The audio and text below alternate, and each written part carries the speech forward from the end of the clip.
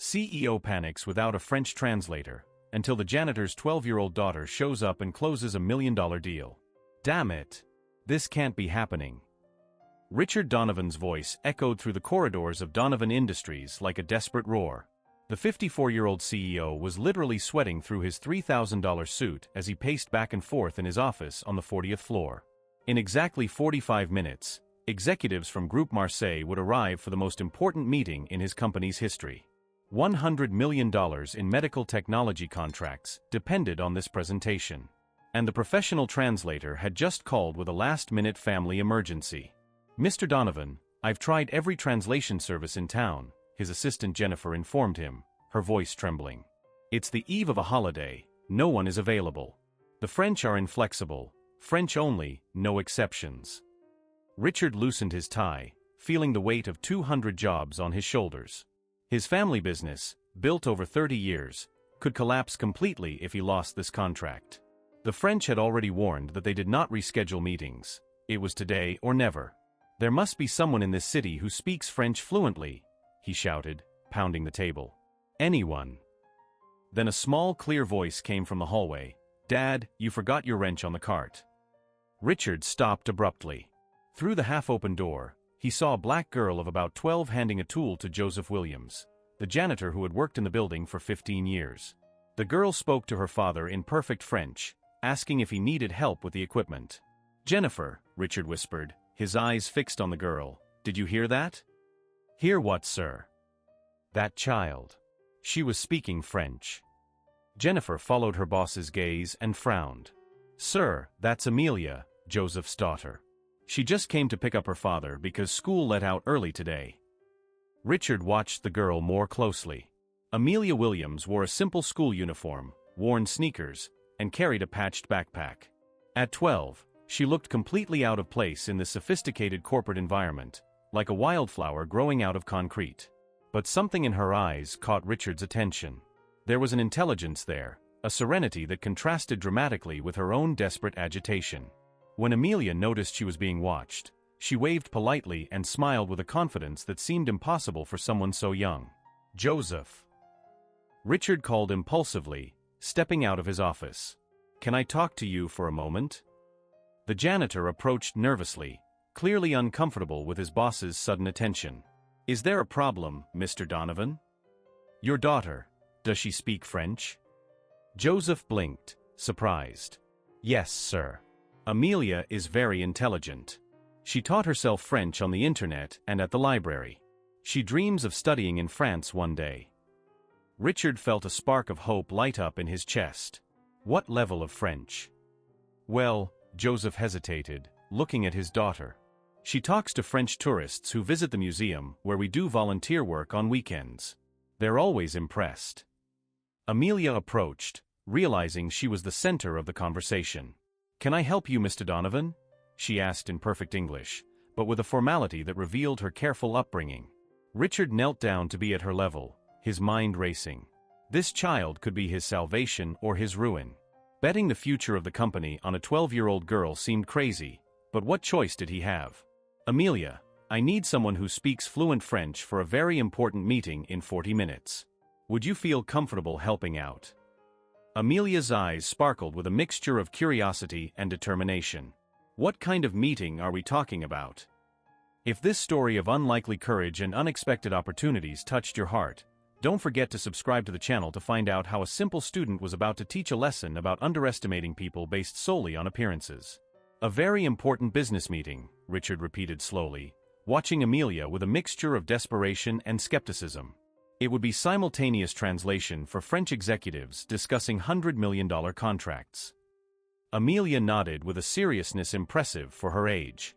"I understand perfectly, Mr. Donovan. I can do it." Joseph interrupted nervously. "Sir, with all due respect, Amelia is just a child. It might not be appropriate."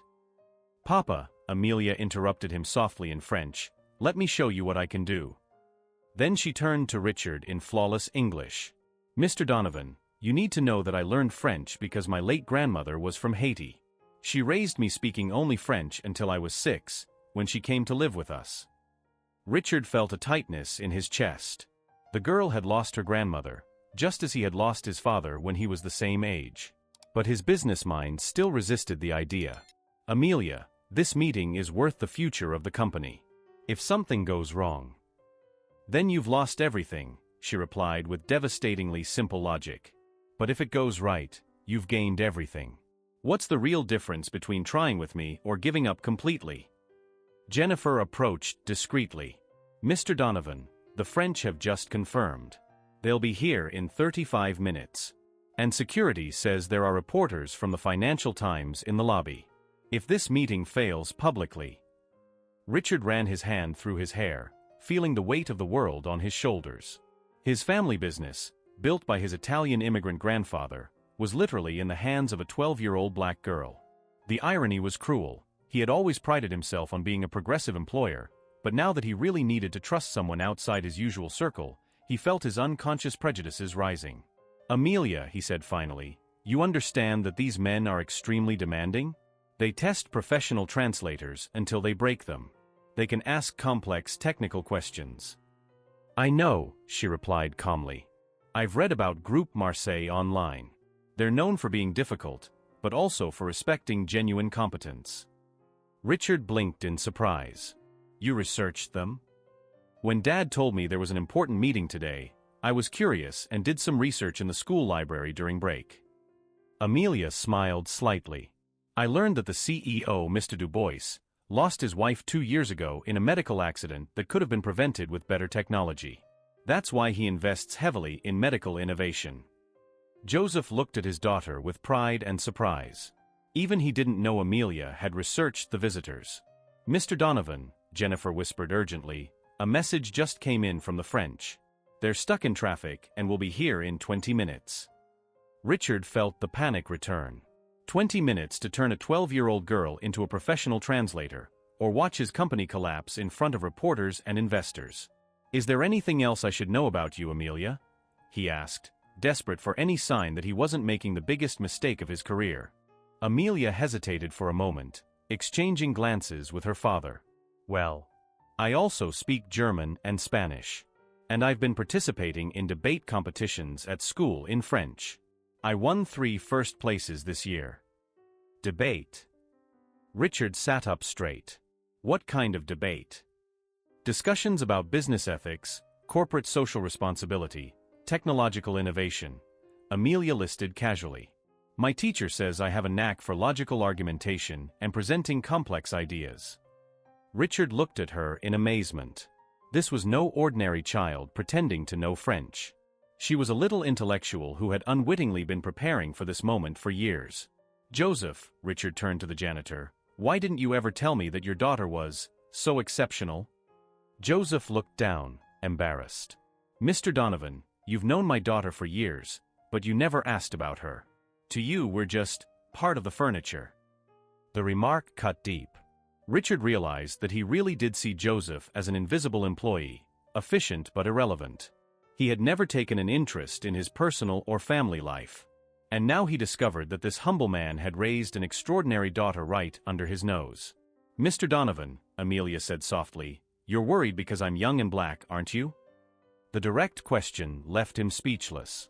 How had a 12-year-old girl identified the core of his fears so accurately? It's not that. It's okay, she interrupted him gently. I understand perfectly. But do you know what the advantage of being underestimated is? You can surprise everyone. As Richard struggled with his inner prejudices and the relentless clock, something in Amelia's determined gaze began to awaken a feeling he hadn't felt in years, the same spark of daring his grandfather had when he bet everything on a company no one believed would work. 15 minutes, Mr. Donovan, Jennifer announced, her voice heavy with tension as she watched Richard still paralyzed by indecision. Security has confirmed that the French executives have just arrived in the parking lot. Richard glanced at Amelia, who stood calmly beside her father, as if discussing million-dollar contracts was a routine part of her 12-year-old life. Something about that serenity bothered him. It was almost as if she had been waiting for this opportunity for a long time. Amelia, he said hesitantly, do you really understand the magnitude of what we're discussing here? If something goes wrong, 200 families lose their jobs before Christmas. I understand perfectly, Mr. Donovan, she replied with disconcerting maturity. But may I ask a question? Why are you more concerned with my age and appearance than my qualifications? The direct question left him speechless. Joseph shifted uncomfortably, clearly proud of his daughter's courage but concerned about her boldness. Mr. Donovan, Jennifer interrupted, stepping closer, can I speak with you privately? Richard followed her a few steps, lowering his voice. Jennifer, this is crazy. Betting everything on a child. With all due respect, sir, Jennifer interrupted, something she rarely did in 15 years of employment. I grew up in the same neighborhood as Joseph and Amelia. I've known that family for years. Amelia is no ordinary child. Richard frowned, surprised. What do you mean? She won a full scholarship to Riverside Academy, the most competitive prep school in the city. At the age of 10, she competes in academic debate tournaments against high school students and wins regularly. Jennifer looked him straight in the eye. Mr. Donovan, Amelia Williams is a genius. And we're wasting her because she doesn't look like what we expect a genius to look like. Richard felt the weight of that revelation. Riverside Academy cost $40,000 a year and had a 5-year waiting list. How had a working-class family gotten a full scholarship? There's more, Jennifer continued. Amelia also speaks Mandarin and Arabic. She teaches French to immigrants on weekends at the local church. Voluntarily. 12 minutes, shouted an assistant from the hallway. Richard turned to Amelia, who had listened to the entire conversation without flinching. Why didn't you ever mention any of this? Because you never asked, she replied simply. For years, you greeted my father politely, but you never showed any real interest in getting to know our family. To you, we were just part of the scenery.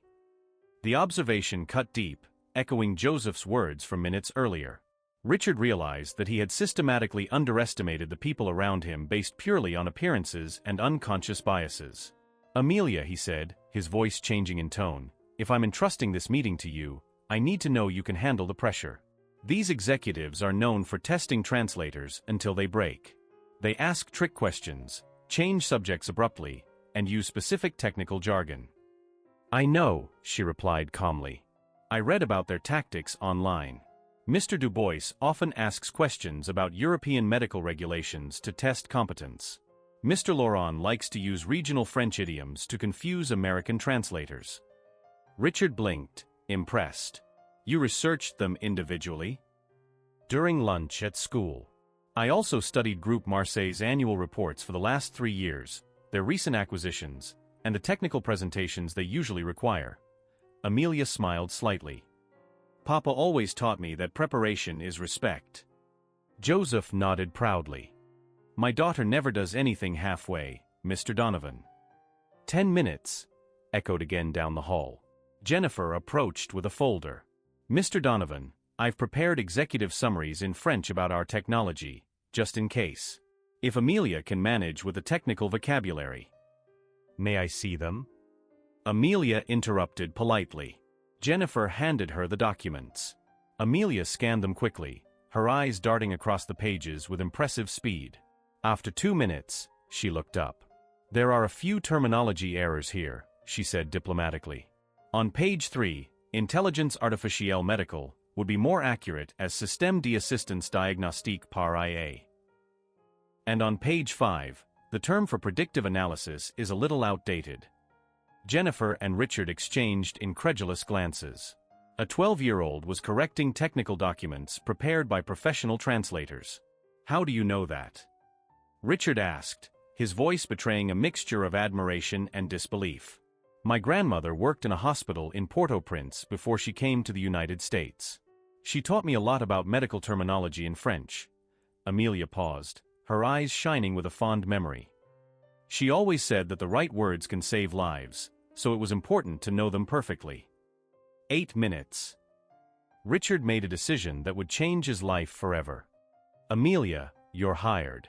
But I need you to understand one thing. If these men sense any weakness, they will exploit it mercilessly. It's not personal, it's French business. I understand, Mr. Donovan, she replied with that disconcerting serenity. But can I give you some advice? Stop worrying about what they'll think of me and start focusing on why your technology can save lives. Genuine passion is universal in any language. As they walked toward the conference room, Richard noticed something extraordinary happening. Amelia's calm presence was transforming his own anxiety into determination. For the first time in weeks, he wasn't thinking about what could go wrong, but what could go right. "Mr. Donovan," Amelia said softly as they walked, "there's something you need to know about this meeting. Something that could completely change how you approach these executives." Richard stopped abruptly. "What do you mean?" "5 minutes." Amelia's eyes shone with a confidence that seemed impossible for her age, as if she knew something that would turn this desperate meeting into something completely different. Something that no adult in the company had considered, but that a brilliant young girl had discovered in her secret research on the most powerful men in the French medical industry. "Mr. Donovan," Amelia said calmly as they entered the conference room, "Mr. Dubois lost his 12-year-old daughter in a medical accident 2 years ago. Her name was Amélie, just like me but in French." Richard stopped abruptly. "How did you know that?" "I researched beyond the business reports. I read obituaries, newspaper articles, personal interviews." Amelia adjusted her school bag. "Mr. Dubois doesn't just invest in medical technology. He seeks redemption. He wants to save other children because he couldn't save his own daughter." 3 minutes. Richard felt something fundamental shifting in his perspective. He was no longer seeing a child trying to help a desperate adult. He was seeing a young strategist who had prepared better for this meeting than he had. The elevator doors opened with a sound that echoed like a bell of destiny. Mr. Philippe Dubois emerged first, a distinguished 62-year-old man with perfectly combed gray hair, wearing a dark gray suit that cost more than Joseph's annual salary. At his side, Mr. Laurent Rousseau, younger but equally imposing, carried an Italian leather briefcase and the expression of someone accustomed to disappointing ill-prepared Americans. Richard took a deep breath and approached them. "Gentlemen, welcome to Donovan Industries. I am." "Good morning, messieurs." "Dubois and Rousseau," Amelia interrupted softly in French, stepping forward with the confidence of an experienced diplomat. "I am Amélie Williams and I will be your interpreter today. I hope your flight from Paris was good and that you were able to rest despite the jet lag." The silence that followed was absolute. The two French executives were completely paralyzed, their expressions changing from professional skepticism to utter amazement. Not only because of the girl's perfect fluency, but because of the diplomatic elegance of her presentation and the genuine concern she showed. "My God," Dubois whispered in French, his eyes filling with unexpected tears. "Your accent, it's perfect. Where did you learn to speak like that?" Amelia smiled gently. "My grandmother was from Haiti, sir. She raised me speaking French until I was 6 years old. She always said that French was the language of the heart." Richard watched, fascinated, as something extraordinary happened. Dubois slowly knelt down until he was level with Amelia, his hands trembling slightly. "What is your name, my child?" "Amélie, sir. Like your daughter." The world stopped. Dubois closed his eyes, breathing deeply. When he opened them again, there was a humanity there that Richard had never expected to see in such a powerful executive. "Mr. Donovan," Dubois said in English heavy with emotion, "in 25 years of international business, I have never met a translator so young and so well prepared. But there is something more important here than business." Rousseau, equally moved, added, "This child has treated us with more respect and care in 2 minutes than many adults show in entire meetings." Richard felt his worldview shatter and rebuild simultaneously. For 40 minutes, as Amelia translated every technical nuance of the presentation with surgical precision, he watched a transformation he would never forget. It wasn't just translation. Amelia was able to capture the emotions behind the words, the unspoken fears, the hidden hopes. When Dubois asked complex questions about ethics in artificial intelligence, she didn't just translate, she contextualized, explained, humanized. "Mr. Dubois is asking if our technology can prevent the diagnostic errors that took his daughter away from him," Amelia translated softly, her words laden with genuine compassion. That's when Richard realized he wasn't just watching a business meeting. He was witnessing a session of emotional healing conducted by a 12-year-old girl who understood pain in a way that privileged adults could never comprehend. "Our technology," Richard replied, looking directly at Dubois, "exists to ensure that no parent ever has to go through what you went through." Amelia translated, but added something of her own, "And I can promise you, sir, that every time that technology saves a child, your Amelie will live on through that act of love. Du Bois broke down in tears. A man who controlled $100 million, crying openly in a conference room because a child had found the words his expensive therapists had never been able to offer him. "Mr. Donovan," Du Bois said finally, wiping his eyes, "we're not going to invest just the $100 million we discussed." Richard felt his heart race. "We'll invest $200 million. And we want Amelie to be our official ambassador for this project." Rousseau nodded vigorously. "This child understands the true purpose of medical technology in a way that adult executives take years to learn." Richard looked at Amelia, who remained calmly seated in her chair, as if securing the largest investment in the company's history was routine. "There is one condition," Du Bois continued. "We want to establish a comprehensive educational fund for Amelie. University, exchange program in France, everything paid for. This child should not be limited by financial circumstances."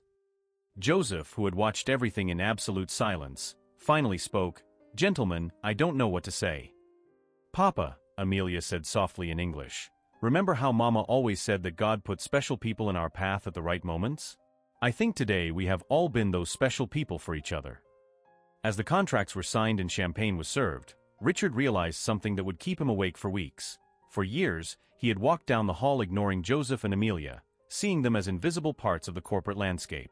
He never imagined that he was ignoring the very person who would save his company and change his perspective on what it really meant to recognize talent. At the end of the meeting, as the French said their goodbyes with warm hugs for Amelia, Du Bois whispered to Richard, "Sir, you didn't just hire a translator today. You discovered a treasure that was hidden right in front of you." But the biggest revelation was yet to come, because while everyone celebrated the unexpected success, something in Amelia's bright eyes suggested that this meeting was just the beginning of an even bigger story. A story that would show the whole world the price of underestimating people based solely on appearances. 6 months later, the transformation at Donovan Industries was visible from the moment anyone entered the building. The portrait of Amelia Williams, now 13, smiled from the main wall of the lobby as the youngest corporate ambassador in American history, next to a gold plaque, "Innovation and Inclusion, recognizing talent where we least expect it." Richard watched from his office window as Amelia led a tour for Japanese executives interested in expanding the project to Asia. Her fluency in Japanese, discovered only the week before, had impressed the visitors so much that they decided to double their initial investment. "It's surreal, isn't it?" Jennifer commented, approaching with the quarterly reports. "The company has grown 400% since that meeting. Amelia has become a case study at Harvard, MIT, and Stanford." Richard nodded, still processing how a child had demolished decades of unconscious prejudice in a single afternoon. What had begun as desperation had turned into the most profound revolution his company had ever experienced. "Mr. Donovan," Amelia's voice echoed through the intercom, "the Toyota executives would like to discuss implementing the technology in Tokyo. Can I schedule that for tomorrow?" "Sure, Amelia. And thank you." The routine had changed completely. Joseph was no longer just the invisible janitor. Richard had promoted him to operations supervisor, finally recognizing that the man who had raised an extraordinary daughter possessed leadership skills that had been systematically ignored for years. "Dad always said that people only see what they want to see," Amelia had explained during an interview on the country's most watched morning show. "But when you stop judging by labels and start listening to hearts, you discover incredible talents in unexpected places." The program had generated millions of views, turning Amelia into a global symbol of how talent is wasted when we limit our vision with prejudice. Richard recalled the call he had received from Du Bois the week before. "Mr. Donovan, our hospital in Lyon has saved 120 children using your technology. Amelie taught us that investing in people means investing in miracles." Even more impressive was how Amelia remained completely unchanged by her success. Every day, after her duties as an ambassador, she returned home to the same neighborhood, helped Joseph with the housework, and continued teaching French to immigrants at the local church. "Money is just a tool," she had explained to the Forbes reporter who wanted to understand how a teenager managed a $2 million education fund. "If you don't use a tool to build something good, it's useless."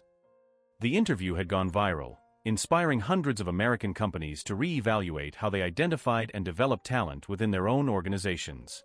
That afternoon, Richard received an unexpected visitor. Charles Hampton, CEO of rival Morrison Corp., was waiting nervously in the lobby. Hampton had lost 3 major contracts to Donovan Industries in recent months, all negotiated directly by Amelia. "Richard," Hampton said, clearly uncomfortable, "I have to admit that I completely underestimated what you've built here. My company has lost talent for years because we focused solely on pedigrees and appearances." Richard smiled, remembering how he himself had thought just 6 months earlier. "Charles, what I've discovered is that true talent grows everywhere. We just need to stop looking where we've always looked." Hampton sighed. "I'd like to propose a partnership. We want Amelia to help us review our hiring and talent identification processes. We're willing to pay whatever it takes." "I'll ask her," Richard replied. "But knowing Amelia, she'll probably want you to invest in educational programs for underserved communities." That's exactly what happened. Amelia agreed to consult for Morrison Corp., but only if they created a $5 million scholarship fund for young people from inner-city communities. "Everyone has an incredible story," Amelia explained to Hampton during their first meeting. "The difference is who has the opportunity to tell that story and who has the opportunity to be heard." 6 months after that life-changing meeting, as Richard watched Amelia explain advanced concepts of artificial intelligence to executives from around the world, he realized he had learned the most valuable lesson of his career. True success doesn't come from finding people who are like us, but from recognizing greatness in places we never thought to look. Joseph appeared at the door, now wearing his new supervisor's uniform. "Mr. Donovan, Amelia asked me to remind you about the meeting with the Chinese investors at 3 o'clock. She has reviewed all the technical documents in Mandarin." Richard shook his head, laughing. "Joseph, can I ask you a question? How did you raise such an extraordinary daughter?" Joseph smiled proudly. "Mr. Donovan, Amelia has always been this way. The difference is that now someone is paying attention." As he watched Amelia lead yet another meeting that would generate millions in contracts, Richard realized that that desperate meeting 6 months ago hadn't just saved his company. It had saved his ability to truly see the people around him. The best part? Amelia was just getting started. At 13, she was already planning to start her own corporate inclusion consulting firm with a simple mission: to help companies discover the talent that's right in front of them, but they haven't learned to see yet. If this story of missed opportunities and hidden talent touched your heart, subscribe to the channel to discover more stories about how true success happens when we stop judging and start really seeing the extraordinary people who walk alongside us every day.